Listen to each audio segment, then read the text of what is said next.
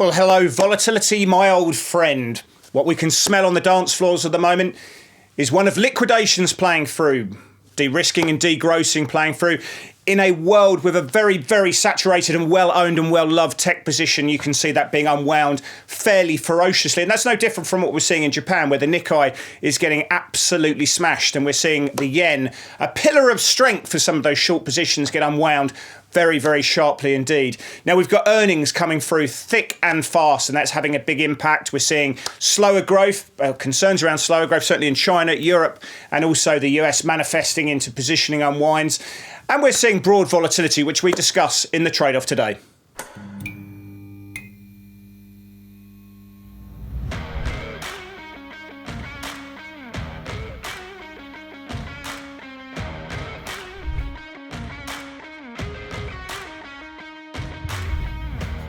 Well, hi there. My name's Chris Weston, Head of Research here at Pepperstone, and I'm going to be joined in 2 seconds by Blake, the volatility whisperer, Morrow from Forex Analytics, and we are going to be discussing a change in markets. We are clearly seeing a tipping point or an inflection point coming through in financial markets.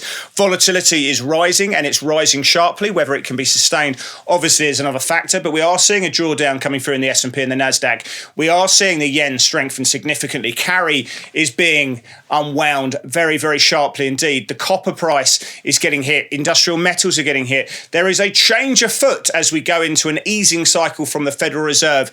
Let's bring it in, Mr. Blake Morrow. I've just basically given the whole show away, really, haven't I? So, look, things have changed. Whether they can continue, I'd love to see that VIX into that 18, well, we're at 18% now, but into that sort of 20, 22% window. I think that's the sweet spot. Volatility's punchy, but it's not too punchy. I like that. We're seeing FX volatility rising now, and FX is pretty lively for the first time in quite some time.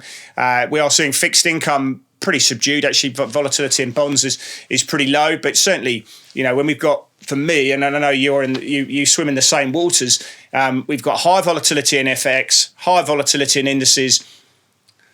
Someone's delivered us a gift, haven't they?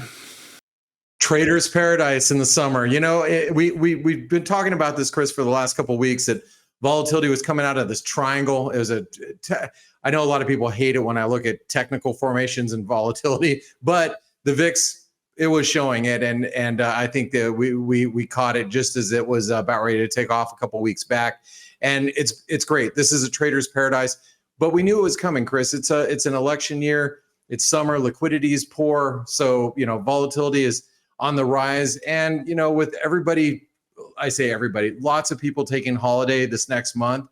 What's the incentive right now to take on new risk positions at this point? Well, right. There you go.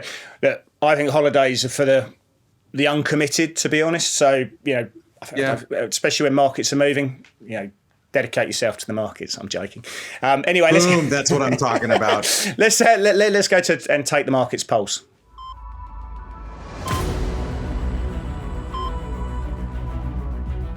I'm only saying that, actually. I'm not just joking. I'm only saying that because my producer's come back from a 3-week holiday. So there's a little cheeky dig at the man. Anyway, let's go into volatility because we have a rise in volatility. We've got the VIX now pushing 18%, which basically implies daily moves up or down.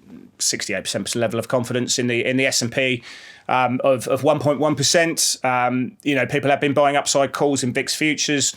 You can see skew. If we look at skew, which looks at the absolute difference in 1 month call volatility or 1 month put volatility relative to call volatility, and we've seen that blows out. So the puts are trading at a premium of about 4.5 volatilities to calls. So basically, it shows that people have been really ratcheting up really big demand for downside. We've seen a change in the put call ratio. The volatility is increasing, and what we're now seeing then, what's really important for me, Blake, is that we've got all these different funds, massive funds, insurance fund, pension funds, who set the level of allocation of cash in the market to the volatility in the market. Not so much implied, but more on the realised side. So when the 20-day realised volatility of the S&P is rising, what they'll do is they'll take cash out of the market. And what we then see is volatility compounding, and volatility begets volatility. Markets go lower. You see the CTAs taking money out of the market because we hit it, seeing it, the S&P Nasdaq futures hitting key levels. So they come out from max long. And so volatility for me is absolutely essential, not just because of the flow dynamics, but because we as traders have to adapt to that. You see wider trading ranges. We saw the S&P traded at an 88 pip range, which is relative to the 5-day average of 60. So we take our stop loss further out. That means we take on less risk, and we need to be dynamic around that as our approach to risk when we're trading short term. So, how do you see this volatility? How have you had to adapt to what we've been seeing in equity volatility, FX volatility, and other markets there? Well, adapting has been easy. I love it when we get two-way price action. It gives us more ways to, as traders, to it gives us a little bit more margin for error, so we can actually be a little looser with our stops. We tighten up our position sizes a little bit smaller, but we can widen up the stops a little bit so we can, like I said, give the market some breathing room to move back and forth. And, I love it. I mean, as you pointed out, I think traders' paradise is somewhere between where we're at VIX volatility, S&P VIX, maybe 15 to 20, mid 20s. That's our. But you say that's right. Let me ask you another question. So if you got, I think you get VIX mid 20s, 25%. How does this change for me? Like, it really dictates how frequently your time in front of the screens.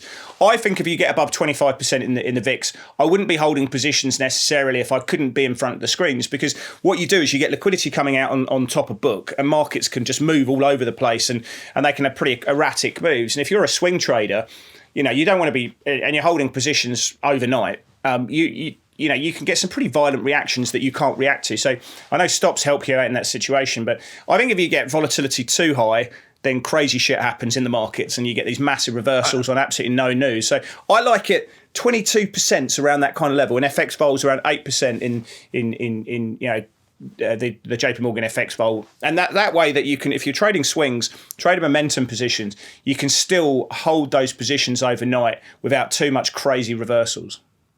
Yeah, no, I agree with that. Matter of fact, I want to do really fast. I'm going to look at it real quick. One month euro dollar volatility right now is about 5.58, which is, it's still fairly low, but you can see the euro's in a really, really tight trading range still, even with all this volatility. But you turn it over to the yen, much different 1 month vol that's around 12, almost 13%. Well, we'll talk about that in a second, but yeah.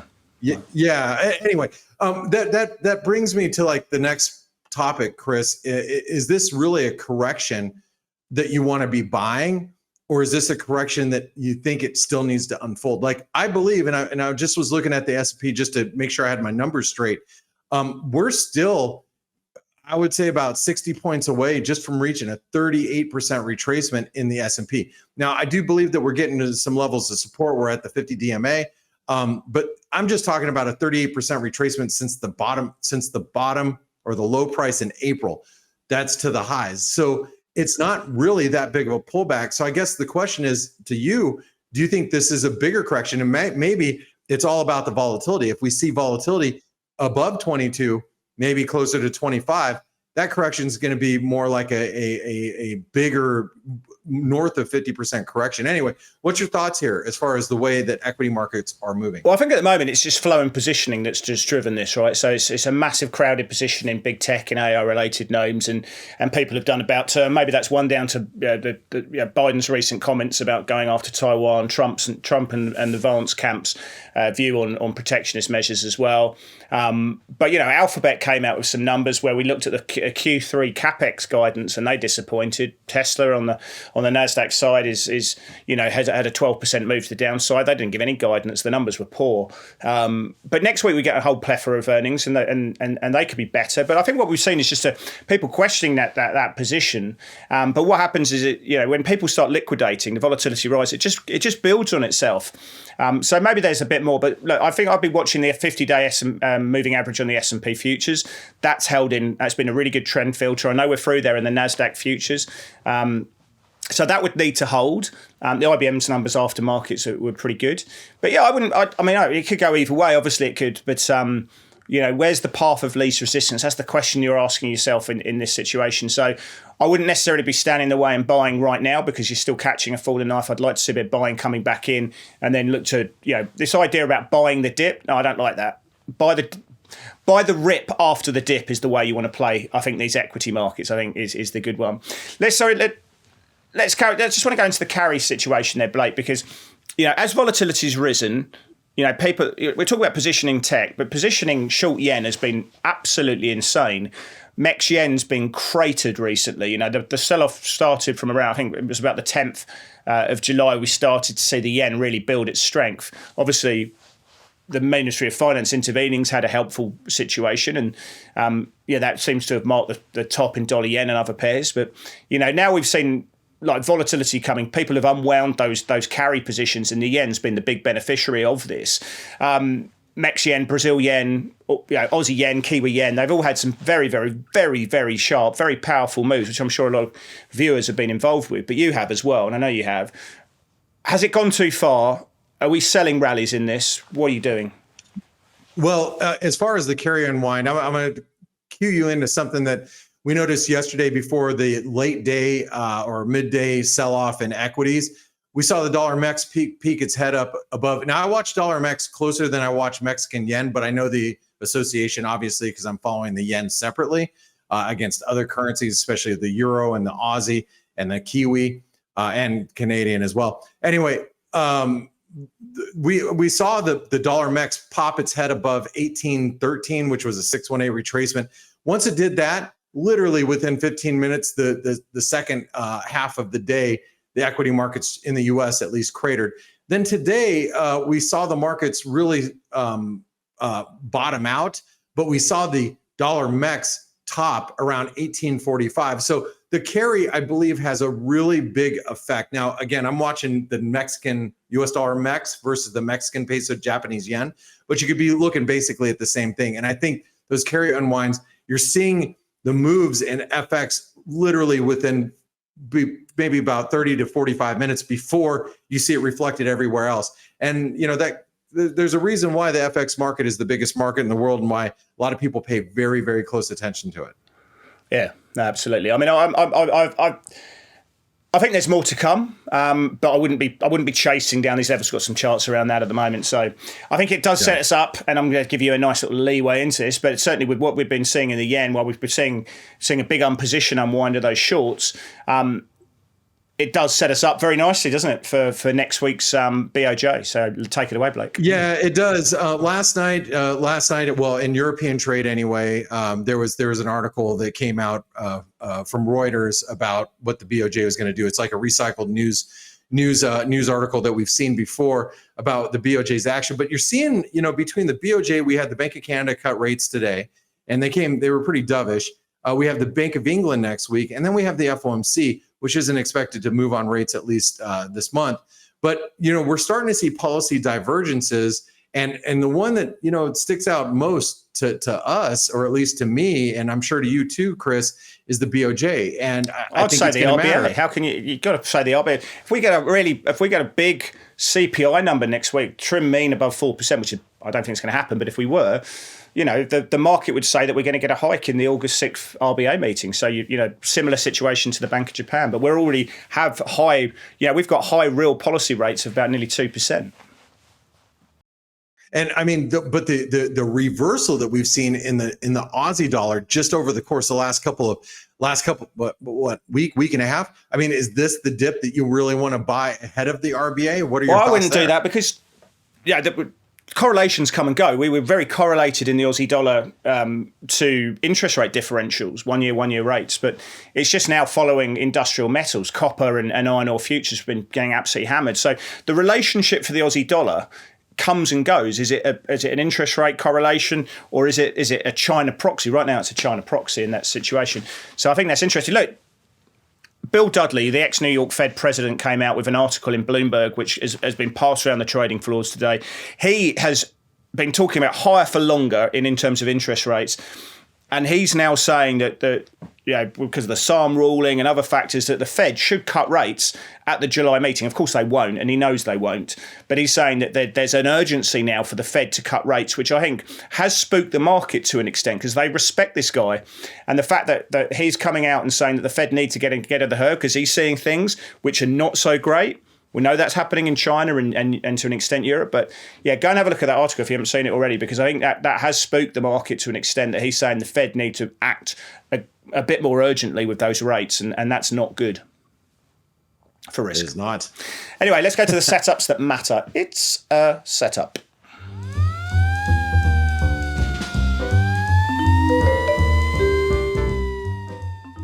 Sorry, that's a setup.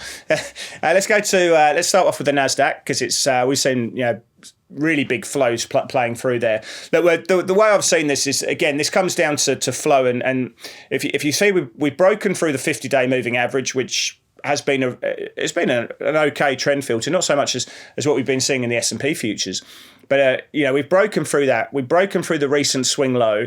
I think rallies are to be sold, and certainly if you take a basic rules-based approach to say when the 5-day exponential moving average is moving sharply lower, you look to fade rallies into that position, which is sort of what I'd be looking to do tactically now.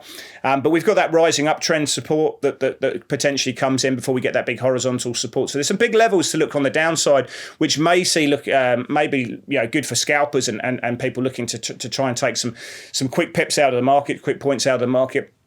But this is falling fairly sharply now, and I think rallies are to be sold. I think the other factor is that we've seen it breaking through a number of these key trigger points that the CTAs, systematic trend and momentum accounts, use. And again, that's just seen them liquidate from a max long position, and that's just compounded into where we are. So I'm a seller of rallies in the Nasdaq right now. I know we've got a number of tech companies coming through next week, which could really change the game, and I have no edge in understanding how they're going to come out. But I would be looking ultimately down at that trend support and also the orange horizontal support for levels to potentially see a bit of a technical bounce. But right now, at this point, I'm a seller of rallies in this flow, in this trend. And I just want to point out that yellow line that you have, that little breakout point, that is a 618 retracement of that last leg higher. So it's going to be a really, really critical pivot, and support that has to hold for bulls, because if they give that level up that you pointed out in yellow, it's going to get kind of ugly, and that's entirely possible. It could be. Yep. Yeah. All right. Well, my first setup is going to be the Guineazia sabreau, which is actually a New Zealand crab. So you can't say you don't learn something new every day here on the every time you watch the trade-off. But this is a crab formation, Chris, and it's coming right into trendline support. Now, I like this chart for a couple of reasons, because first of all, the Kiwi's got to hold. I mean, basically, it's got to hold when it gets to 59 cents. It breaks below 59 cents. It is a bearish breakdown, and there's not going to be a lot stopping it. Now, I know a lot of people have been focused on the Kiwi because it's dropped so far. It's starting to get very oversold intraday. You can see the daily RSIs just reached for oversold. That oversold can be more oversold. So just realize that if it breaks through 59 cents and we get a foothold below there, next thing you know, we're going to be trading towards 57.50. And I think there's more downside. However, if we do get a bounce in risk, if people start looking at this as the sell-off as more of a shopping opportunity into the summer, maybe we get a nice pivot off of the 59 cent level. But that is a New Zealand crab. I don't know. I'm sure you've got some Kiwis who are watching the show, and maybe they can validate this. Obviously, I can go and check this on ChatGPT myself. But I think that does need to be fact-checked massively there, Blake. Absolutely. Got that right off of Wikipedia, pal. Okay. All right, let's bring up copper, because copper's getting a lot of attention at the moment. Maybe not necessarily just for people trading it, but also what it means. What is the message that Dr. Copper is telling the world right now? Obviously, technicals are in a pretty bad space. We've seen a big run of consecutive down days. So obviously, one for the momentum heads. Do we chase this right now? I think that the retracements to the upside are going to be pretty shallow. There's just not really a lot of love for this. I mean, it's a little bit oversold, and we've dropped nearly 20% from the recent highs, just above $5. But yeah, everything fundamentally is working against it. We've got very high inventory levels at the moment. We've got concerns around China's growth. and they weren't met by the third plenum. The meeting of the hierarchy in China got together. And we really didn't hear anything that makes us think that they're getting in the way of this situation. Very, very underwhelming indeed. We're going to be waiting for the Politburo meeting in late July to try and give us that panacea, but we're not seeing it at the moment. Very high inventories. We've got EV sales, which are clearly slowing down, and obviously copper's a big part of that as well. And China's demand is falling as well with high inventory. So fundamentals suggest this, and there's a lot of CTAs now, the trend following systematic funds, which work both ways. They buy when it's strong and they sell the futures when it's short. And that's what we're seeing there. So are they max short? I don't think we're seeing that point yet. So I think rallies are to be sold, and I think they're going to be fairly shallow. Well, I just want to also point out, Chris, that it's sitting on the 200 DMA, both on your CFD for Pepperstone. For your Pepperstone traders, if you look at the continuous copper contract, it's also on the 200 DMA. Actually, maybe 1 cent below it, but you get the point. I think what Chris is trying to say here is it's bearish, but you probably want to sell rallies, right? That's right. But what is the message? What's the message we're getting? Iron ore futures are getting hit. Other industrial metals getting hit. This is what Aussie dollar is following much more closely than interest rate differentials, Chinese equities. I think this, I can trade this as an outright trend, or I can use this as a key input for my Aussie dollar trades as well. I think that's exactly the way you should be looking at it, Chris. It's a sign of global growth really slowing. Take a look at the U.S. dollar, Norwegian krona. This is a massive, massive, massive trend line that comes right from the spike highs that we had, that post-COVID lockdown spike high. We're right here at 1110. We actually tagged that trend line today at 1107. Now, I'm not saying that you should be short this right now. The risk reward favors shorts as long as it stays below that trend line. But I also want to point out the fact, because this is a setup, a break above that resistance, you start getting above 1110, 11.01 or 10 or 11.20, this thing is probably going to trade back up towards those, what I would have considered generational highs. I actually was just reading a research report from one of the big banks talking about how you should be buying Norwegian krona right now into this big move. And I was like, well, if it breaks out, I wouldn't want to be on the short side. So just know it's right at a key pivot, and that's what I love about a setup, Chris. Is it's right here. This is a crucial level that can be played on either side, and you can play it on the short with a buy stop, to stop you out and get long above those highs, or wait for a reversal and move back below 1090 and get on the short side back to the 200 DMA. But I think it's a good setup for. I just want to confirm. You do think it's a massive level, though? It is a massive level, Chris. Yeah, all right, cool. Massive. Well, one for the radar. That's a good setup. Everyone loves a trend line and what that suggests when it does break. Obviously, it doesn't mean you're going to see a massive spike up, but it does see that this change of lower highs effectively is over. We'll see if it happens. People do like to sell into those trends. So this is one we'll probably look at next week, and there will be a pretty decent development off that trend. So we'll see what happens there. So good one for the breakout traders as well as people looking to fade that. I'm sure that's going to have huge conjecture between the audience. Anyway, let's go to play du jour.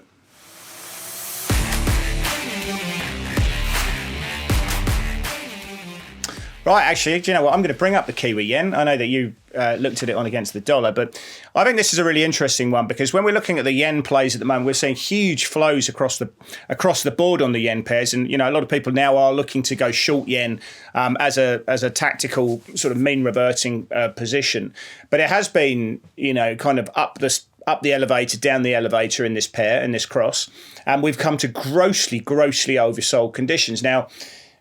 I would never be buying some just because the RSI is low. What it does tell me is that the risk reward, is shifting. But what it tells me from this point is that I'm a seller of rallies. There's just a lot of heat in this, as you've seen it. There's no way that I'm chasing this one at this level, but I like the story lower. And I think what we just need to do then is, is just massage those short positions at higher levels. I think that level comes in around the 5-day exponential moving average. That, to me, when you see a really strong impulsive move lower, that defines the move. As you can see, really since the 10th of July, every rally has been sold into that 5-day exponential moving average, and bang bang makes lower low. So I reckon that's the place. Let a little bit of the short interest come out. bang, look to reload those positions, because I think the Kiwis will be cutting rates in August. I think, I'm not sure necessarily the Bank of Japan look to raise rates. It's kind of line ball call, but there's still a lot of positioning in that carry that needs to come out, and therefore I'm a seller of rallies, and it's just hard to chase now. But I think the better trade is to sell higher levels. Well, Chris, before we move on to my play of the day, I just want to tip my hat to you and your call in the news in the Nikkei last week. I closed the last bit of my yen longs actually today. But what kept me in the trade literally all week was your call on the Nikkei. And I'm like, Chris looks at the Nikkei as a big bearish turn down, and I knew that the yen was going to follow suit. Being cratered, isn't it? And it's and again, I mean, if you think that long yen trades, I mean, this is part of the crowded. When you talk about the basket of crowded love positions, you're talking tech, AI, semis, you're talking Nikkei. Talking yen shorts. There's this whole world of baskets of very concentrated positions that are just being unwounded. The old saying, if you're going to dance in the disco, you want to be closest to the exit point when the fire breaks out. Well, that fire's firmly ablaze at the moment in a lot of these crowded positions, and you need to get the hell out of that disco. It is. And then that's why I'm going to take you over to my play of the day, which is silver, which is a bear being served silver on a silver platter on a break below the 38% retracement. Chris, I know you talk about crowded trades, precious metals. I use the analogy in my neighborhood, my Costco, they sell gold bars. Everybody's long precious metals. Everybody, when I say everybody, guns? I'm talking about machine guns and precious metals. I mean, that's what every person outside of the realm of the markets actually owns right now. And I think silver could be punished. And that it doesn't mean silver is going down to, 10. I just think it's got to pull back, back to the 200 DMA. And I think a break below this 2850 is going to open the door for that. And you can see a move back down towards 26. I think that you want to be buying on dips, but I think you're going to see a little trap door below the 38% retracement. So just watch this setup, but below 2850, should open some selling and give us the green light for a move back down to some really key levels of support to buy from. Good man. It. I think it's a little bit for everybody. Like it a lot. Good setup, good charts. Thank you everyone for watching. We really appreciate your viewing, and if you wish, you can smack the like button. That'd be really appreciated. Leave a comment if you can, good and bad, and we'll review them and come back to you as soon as we can with our thoughts. And we really appreciate everyone watching the show. We're back next week for more of the trade-off. Thank you, Blake. Thank you, viewers.